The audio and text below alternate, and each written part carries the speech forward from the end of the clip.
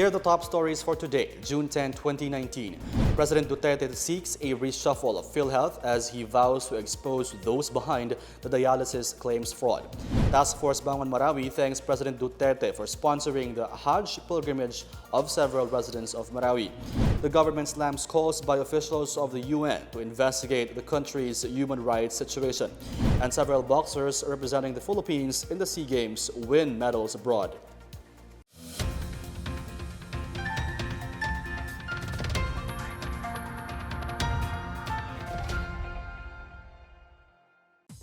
Good day, I'm Rom Dulfo. Welcome to the PNA Newsroom. Our top story, President Rodrigo Duterte plans to expose this week the parties behind the latest controversy hounding PhilHealth. This after the president said on Friday that he will intervene in addressing the so-called dialysis claim fraud, starting with a reorganization of the agency. President Duterte said he will reveal in those responsible and those who benefited in overpayments of up to 154 billion pesos for dialysis treatments for the past 6 years. The president cited the need for a system which will ensure greater accountability to address the misuse of public funds. Meantime, he ordered the National Bureau of Investigation, or NBI, to probe and summon hospitals and doctors who might be involved in the filing of fraudulent claims.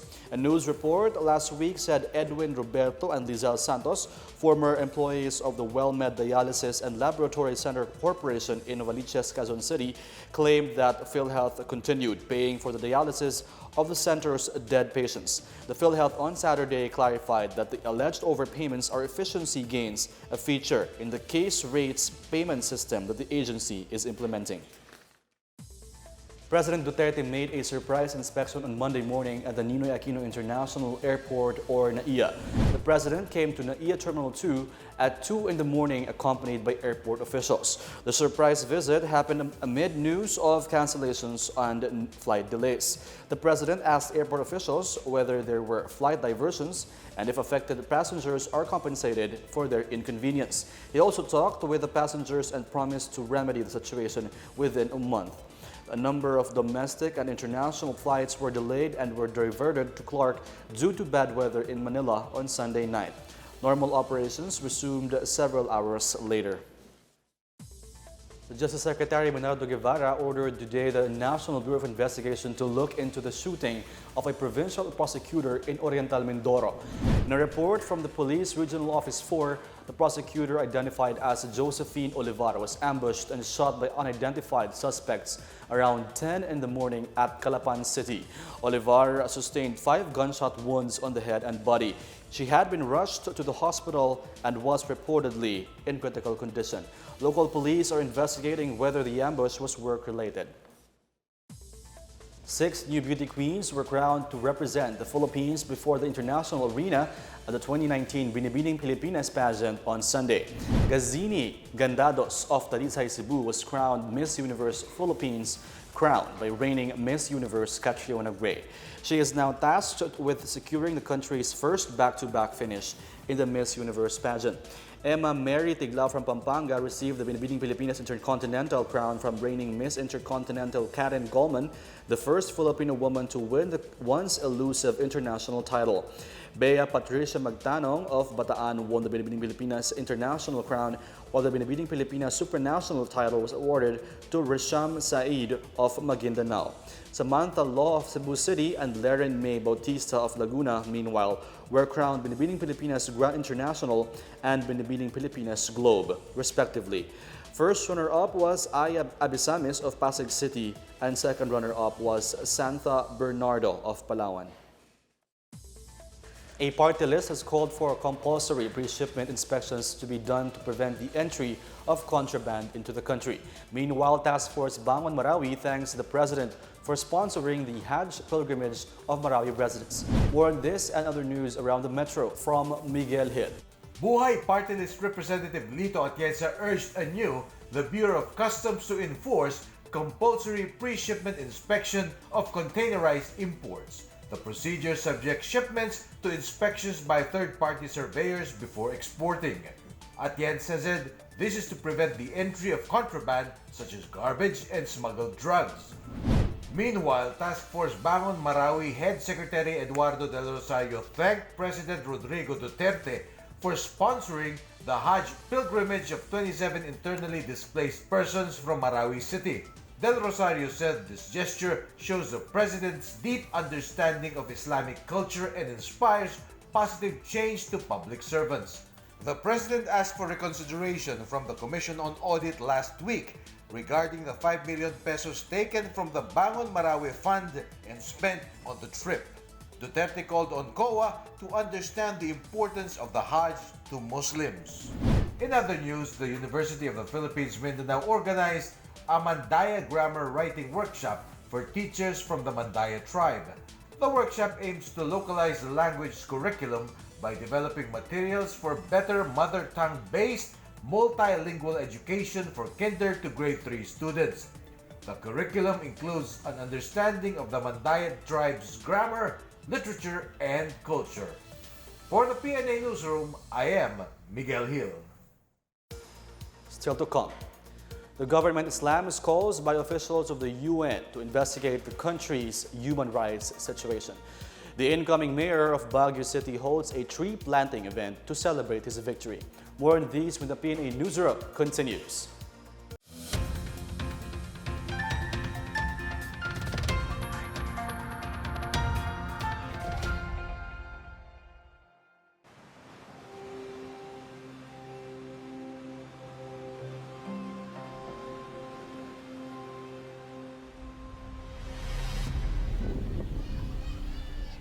The Environment, Tourism and Interior Departments recommended to close Boracay for 6 months. To address issues such as illegal structures and faulty drainage systems that is affecting Boracay's prized beach. The last time na nandito is 2017. It's actually crowded. Sobrang dami ng tao. Everywhere, makikita mo talaga bars and drinks and makalat talaga. We had more cases of skin disease. We had more cases of diarrhea. So nagkasama-sama lahat ng mga agencies, tiningnan ano ba ang plano natin sa Boracay, compliance on Clean Air Act, Clean Water Act, at saka yung ating environmental compliance. When they started demolishing, we saw that there was action, that they put their money where their mouth is. Lahat ng nagamit na tubig ng customer, we collect it through our sewer lines and then it goes through a treatment process sa treatment plant. It was nice that it happened. Finally, Boracay got the attention it is in deep need of. I think a lot of work was done during the closure. The water is clear, the oceans are clean, there seems to be a lot of wildlife returning. We had for the first time in 10 years, we had turtles hatching on the beach a couple of days ago. During the closure, you could see like the eagles came back and everything that we have had for a long time. Pumasyal pa nga yung mga kwan dito Udanding, galing ho na Cebu. In the end, it's a good thing, yes. It was hard for us, but it was also a wake-up call. The beach was cleaned up and is officially set to reopen on October 26th. Wala nang kumakain sa beach, bawal nang manigarilyo. Gumanda yung isla namin as in bumalik sa dati na ambience. We teach kids about pollution, solid waste management, because they're the ones who will sustain all the things that we're doing now.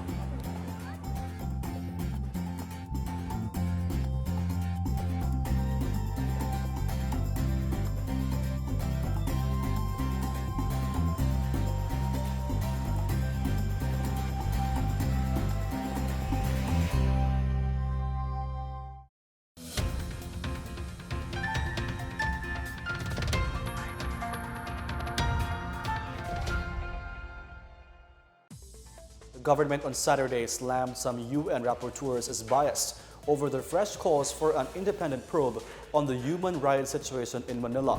In a statement, the Department of Foreign Affairs, or DFA, protested the calls made by spurious parties based on one-sided reports from dubious sources. The agency said the call indicates their refusal to engage in constructive platforms, thus ignoring accountability shown by the Philippines and proving their bias and political agenda.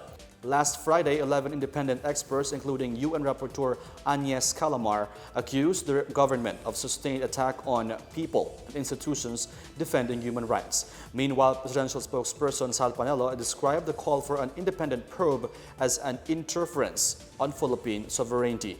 Panelo reiterates that information presented by the rapporteurs come from the detractors of the Duterte administration.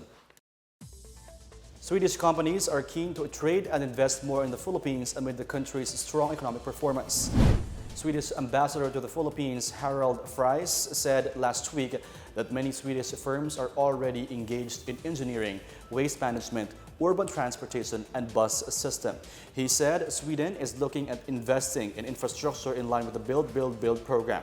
Fry said some of these companies include the Volvo Group, which is involved in urban transportation, ABB in energy, and Saab in port and airport management and surveillance. Apart from infrastructure, Fry said there are also small and medium-sized companies establishing their presence in information technology or IT, business process outsourcing or BPO, software engineering, and software development.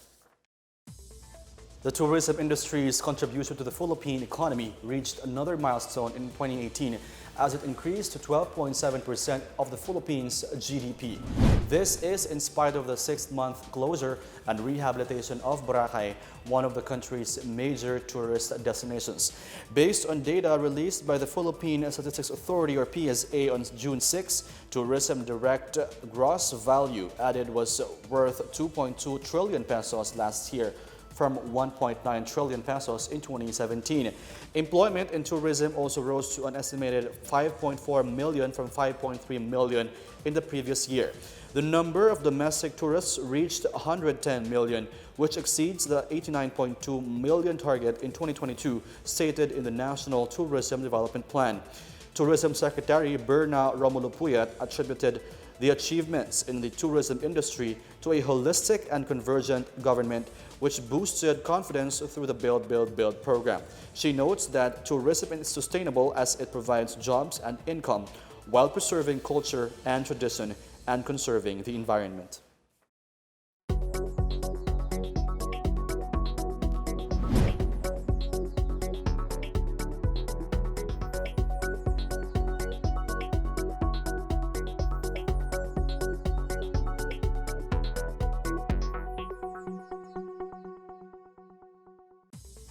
Imus City in Cavite is hosting cremation rites for the first time for worn-out Philippine flags on Tuesday, a day before Independence Day.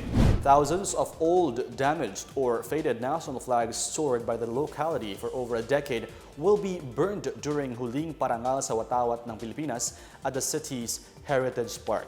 The ashes of the burned flags will be placed in an urn and buried in a flag grave in the area, while a patriotic song will be sung.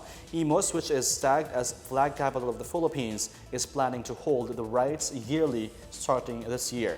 Under the Flag and Heraldic Code of the Philippines, worn-out flags should not be thrown away but should be formally burned to avoid misuse, as well as to give importance to the national flag. Incoming Baguio City Mayor Benjamin Magalong celebrated his victory with a tree planting activity over the weekend. More on this and other news from the provinces from Miguel Hill. Baguio City Mayor-elect Benjamin Magalong led on Sunday a tree planting program to celebrate their victory in the midterm elections. A total of 2,000 pine tree saplings were planted at 4 sites in the city. The event was done also to commemorate Environment Month this June. Magalong vowed to pursue ways to revitalize the environment as one of the core agenda of his administration. Meanwhile, the Community Eye Health Program will be implemented in Antique Province starting June 13 for school children and locals. This as Antique was identified by Fred Hallows Foundation along with Negros Occidental as beneficiaries. The province will receive 12 million pesos for the acquisition of screening equipment for individuals with defective eyesight. Part of the funding will be spent on free eye screening in schools or in the communities.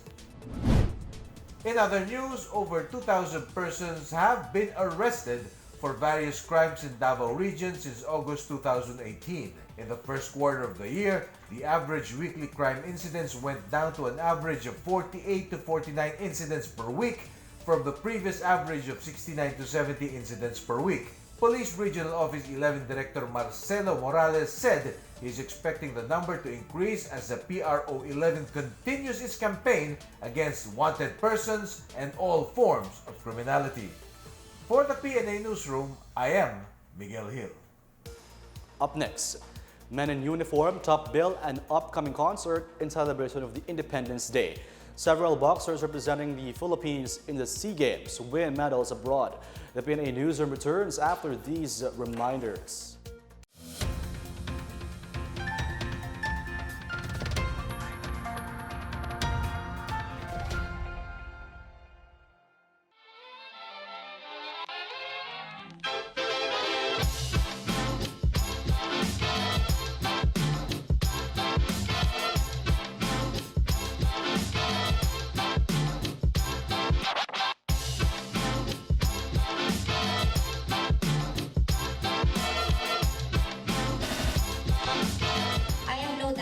The family home's new incarnation as the Candon City Museum will serve as a model for the development of a culture of sustainable and responsible tourism, not only in the city but beyond.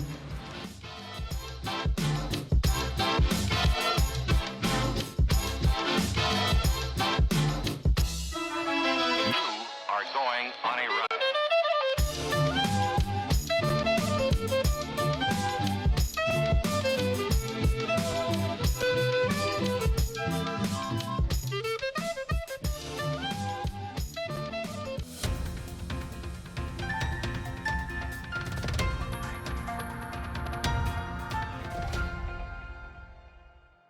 At least 8 bands composed of men and women in uniform will be the stars of the show at an upcoming concert on the eve of Independence Day. Musikalayaan 2019 will showcase the talents of the Armed Forces of the Philippines, or AFP, and other defense agencies. The participating bands will express their patriotism, love for country, and jubilation in the commemoration of Philippine independence through music and enjoin the public to be proud of its nation, blessed with history of valor and gallantry. Musikalayaan 2019, which will be held on June 11, 6 p.m. at the Rizal Park Open Air Auditorium, will be free of charge. In sports, the Filipino boxers bound for the 30th Southeast Asian Games captured 4 gold medals in separate tournaments abroad. Former world champion Josie Gabuco bannered the Philippine campaign in the prestigious Indian Open in Guwahati, India, after winning gold in the women's light flyweight category. Yumir Felix Marshall also snatched a gold in the women's middleweight division. Light flyweight Carlo Paalam could only take home a bronze as he was not allowed to suit up for his semi-final match due to an injury. The team sent by the Association of Boxing Alliances of the Philippines in preparation for the SEA Games is still in India for a 2-week training camp. The ABAP also sent another team in Shanghai, China to compete in the Belt and Road Tournament. Upcoming light flyweight Ramel Macado and welterweight Joel Bacho also gained a gold each. Marvin Tabamo settled for silver, while George Odusma, Jun Milardo Ugaire, and Sugar Ray Ocaña came away with bronze. Another sports news, Denzel Bowles led the rain or shine Lasso Painters past the Phoenix Fuel Masters in the PBA Commissioner's Cup on Sunday. Bowles took over the game for rain or shine and poured in 16 of his 28 points in the final minutes. Ray Nambata also delivered in the crunch as the Lasso Painters made it 2 in a row while dealing the Fuel Masters a 3rd straight loss. Richard Howell made 27 points and 11 rebounds for Phoenix, only to leave the game early on fouls. Meanwhile, the Alaska Aces fully displayed their mettle against Meralco 93-89 to stretch their winning streak. Chris Banchero finished with 23 points and 9 rebounds and joined Simon and Ciso to deliver the points which made the difference. The Aces improved to a 4-2 win-loss record while dropping the Bulls to an even 3-3 slate.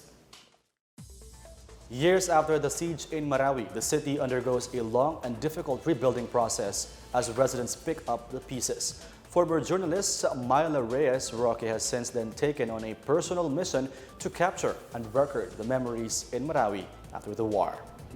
Roque has opened the Picturing Marawi photo exhibit, which shows the ruins of Marawi and a glimpse of its long road towards rehabilitation. Roque called her work a record of what Marawi looked before the government completes the rebuilding of the city. Marawi City Mayor Majul Gandamra thanked the organizers for helping him bring the perspective to other people away from the ground zero. He called on other Filipinos for support as the city stands once more. The photo exhibit is open in selected SM malls until August 31. Let's now check out the weather forecast for Metro Manila and the rest of the country.